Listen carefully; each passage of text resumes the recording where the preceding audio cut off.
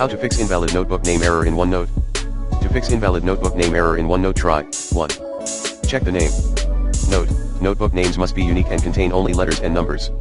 2. Update OneNote. 3.